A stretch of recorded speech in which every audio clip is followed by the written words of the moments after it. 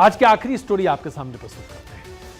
पूरे देश ने देखा, पूरी दुनिया ने देखा कि प्रधानमंत्री नरेंद्र मोदी की अगुवाई में भारत में एक स्पष्ट सरकार बनी है। गठबंधन की है लेकिन स्पष्ट। लोकतांत्रिक तरीके से, लोकतांत्रिक परंपरा को भारतीयों ने बड़े पैमाने पर दुनिया के सामने रखा।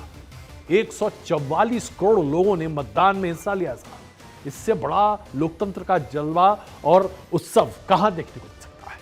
लेकिन एक और जगह है, एक पूरे हम कॉन्टिनेंट की बात कर रहे हैं, यूरोपियन कॉन्टिनेंट, जहां पर भी मतदान हुआ है साहब, यूरोपियन यूनियन का। और इस बार का जो यूरोपियन यूनियन का जो मतदान है, उसने पूरी दुनिया को चौंका कर रख दिया है, क्योंकि दक्षिण पंथ राइट विंग पार्टियों ने बड़े पैमाने पर अपनी जीत हासिल की है।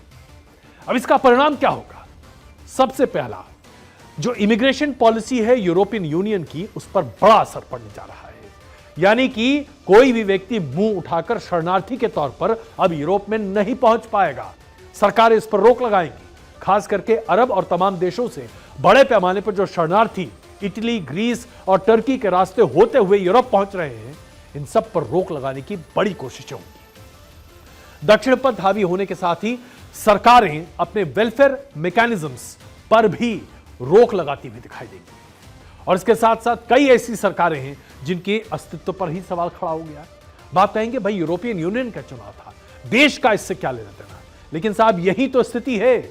जैसे ही यह तस्वीर साफ हुई कि यूरोपियन यूनियन में फ्रांस की जनता ने दक्षिणपंथी फ्रांस की पार्टी को ज्यादा समर्थन दिया है, तो हजारों की संख्या में लोग इकट्ठा हुए, प्रदर्शन करने लगे, खुशी में झंडे फहरा रहे थे।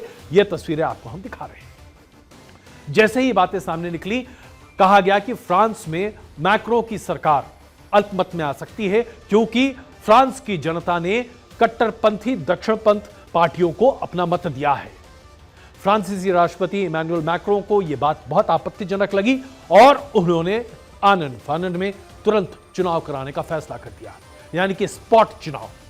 और इसी महीने यह चुनाव होने वाला है साहब। अब इसमें क्या बात निकल कर आ रही है? फ्रांस में जो चुनाव होने जा रहे हैं, उसमें दक्षिणपंथ पार्टी की नेतृत्व करती हुई मेरीना ली पेन, जो इनकी पार्टी का नाम है नेशनल रैली, वो लगातार उनका कद बढ़ता चला जा रहा है।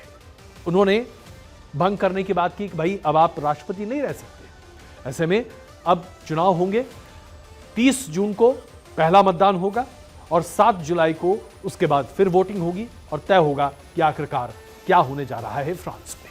यानी कि फ्रांस की सत्ता हिल गई साहब यूरोपियन यूनियन के चुनाव के साथ।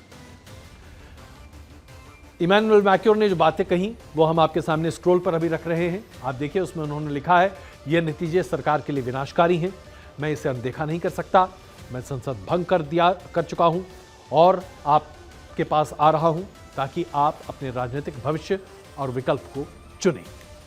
अब इसके साथ साथ फ्रांस की राजनीति में जो भूचाल है वो तो आपके सामने है ही, लेकिन एक और राज्य, एक और देश की बात करते हैं जहां पर काफी बड़ा दबदबा आता हुआ दिखाई दे रहा है। जैसे कि 5 साल तक यूरोप में, जैसे कि अब हम आपके सामने रखने जा रहे हैं, जो यूरोपियन यूनियन में चुनाव हुआ उसमें इटली की बात सबसे पहले बाहर निकल कर आती है। इटली का जो दबदबा है वो कहीं ज्यादा आगे बढ़ता हुआ दिखाई दिया है। जॉर्जिया मेलोनी की पार्टी ने वहां पर अपने दबदबे को बढ़ाया है। वहीं पर अभी G7 समिट होने वाला है। प्रधानमंत्री नरेंद्र मोदी भी मेलोनी से मिलने के लिए वहां पहुंच रही हैं। मेलोनी का कद अब यूरोपियन यूनियन में बढ़ा है, क्योंकि उनकी पार्टी जबरदस्त जीत के साथ यूरोपियन यूनियन में राइट विंग थॉट के साथ आगे आई है। 28% वोट मेलोनी की पार्टी को मिला है। किंग मेकर की भूमिका में आ गई है और मेलोनी की brothers of Italy party European union में सबसे लोकप्रिय पार्टी के तौर पर सामने आई है।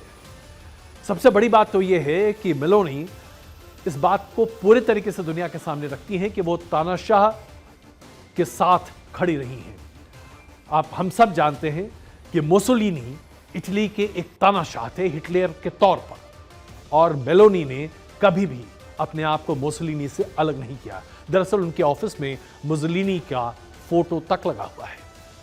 यही दक्षिणपंथ की चिंगारी अब हंगरी में भी है, जहां पर विक्टर ओबान की राष्ट्रवादी फ्रांचाइज पार्टी का जबरदस्त प्रदर्शन वहां पर देखने को मिला है। अब वहां पर यह बात भी तय हो रही है कि अब स्पेन में भी दक्षिण पंथ बड़े पैमाने पर सामने आ रहा है।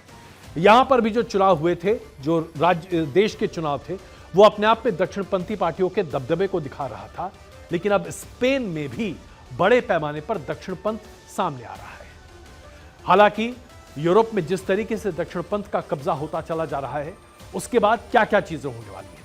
सबसे पहली बड़ी बात, जो तमाम वेलफेयर स्कीम्स आज यूरोप के कई देशों में चल रही हैं, उन वेलफेयर स्कीम्स पर अब आप नकेल लगते हुए देखेंगे, क्योंकि राइट विंग पार्टीज डोल पॉलिटिक्स पर यकीन नहीं करती है।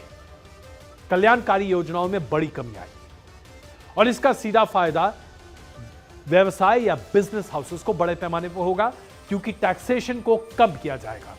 आज की डेट में यूरोप के कई देशों में 40% से 55% तक टैक्सेशन है। इस टैक्सेशन की दर को 30% के आसपास लाने की बातें चल रही हैं। उद्योग का फायदा होगा। इसके साथ साथ यूरोपियन यूनियन में आज एक बहुत बड़ी समस्या है बेरोजगारी। बेरोजगारी को कम करने का सीधा समाधान राइट विंग पार्टीज मानती हैं बड़े पैमाने पर इंडस्ट्रियलाइजेशन, इंडस्ट्रीज लगाना, फैक्ट्रीज लगाना, इंडस्ट्रियल प्रोडक्शन बढ़ाना, तभी बेरोजगारी दूर हो सकती है। लेकिन जैसे ही आप इंडस्ट्रियलाइजेशन पर जोर देंगे, आप ईंधन का ज्यादा इस्तेमाल करेंगे, और जब आप ईंधन का इस्तेमाल ज्यादा करेंगे तो क्लाइमेट चेंज को लेकर यूरोपियन यूनियन ने अभी तक जो आश्वासन दिए हैं, वो तमाम आश्वासन किनारे रख दिए जाएंगे। इसका पूरा प्रभाव दुनिया के जलवायु प्रदूषण पर बड़े पैमाने पर पड़ेगा। यानी कि आप देखिए, दक्षिणपंथी सरकार और दक्षिणपंथी सोच जैसे जैसे यूरोप पर हावी हो रही है, बड़े भूचाल और बदलाव आपको यूरोप में दिखाई देंगे, जिसका असर आपको अमेरिका में भी दिखेगा। आप सोचेंगे क्या बात हो रही है, यूरोप से हम अमेरिका कैसे पहुंच गए? अमेरिका में असर इसलिए दिख रहा है क्योंकि अमेरिका में डेमोक्रेट पार्टी के लीडर हैं जो बाइडेन। जो बाइडेन की लोकप्रियता आज ट्रंप के मुकाबले सिर्फ 1% ज्यादा है। डोनाल्ड ट्रंप के ऊपर तमाम तरह के आरोप हैं, जेल वो नहीं जाएंगे, लेकिन ऐसे आरोपित राष्ट्रपति के उम्मीदवार को अमेरिका ने पहली बार देखा है। रिपब्लिकन पार्टी कंजर्वेटिव है, राइट विंग पार्टी है, और वहां पर बड़े पैमाने पर रिपब्लिकन पार्टी का समर्थन बढ़ता चला जा रहा है। यानी कि जिस तरह से आज हमने भारत में दक्षिणपंथी सोच के उबार को स्थापित होते हुए देखा है, प्रधानमंत्री नरेंद्र मोदी और भारतीय जनता पार्टी दक्षिणपंथी सोच और विचारधारा के प्रतिनिधि हैं। बीते 10 साल से भारत में मोदी सरकार है, अगले 5 साल मोदी सरकार है। दक्षिणपंथी सोच भारत पर भी बड़े पैमाने पर है, लेकिन भारत में दक्षिणपंथी सोच के साथ साथ वेलफेयर स्कीम्स बड़े पैमाने पर है। लेकिन दुनिया में दक्षिणपंथी सोच के साथ वेलफेयर स्कीम्स कम हो जाती है, टॉलरेंस कम हो जाता है और इंडस्ट्रियलाइजेशन पर जोर दिया जाता है। तो पूरी दुनिया पर आप ये कह सकते हैं कि आज 50 साल पहले जहां एकजुट होने की बातें कही जाती थी, आज वहां सेग्रीगेशन की बात हो रही है। दक्षिणपंथ सोच, राइट विंग आइडियोलॉजी हावी हो रही है। इंडस्ट्रियलाइजेशन और इकोनॉमिक प्रोग्रेस आगे बढ़ रहा है, इसके ऊपर जोर होगा और वेलफेयर स्कीम्स कम होती दिखाई देगी।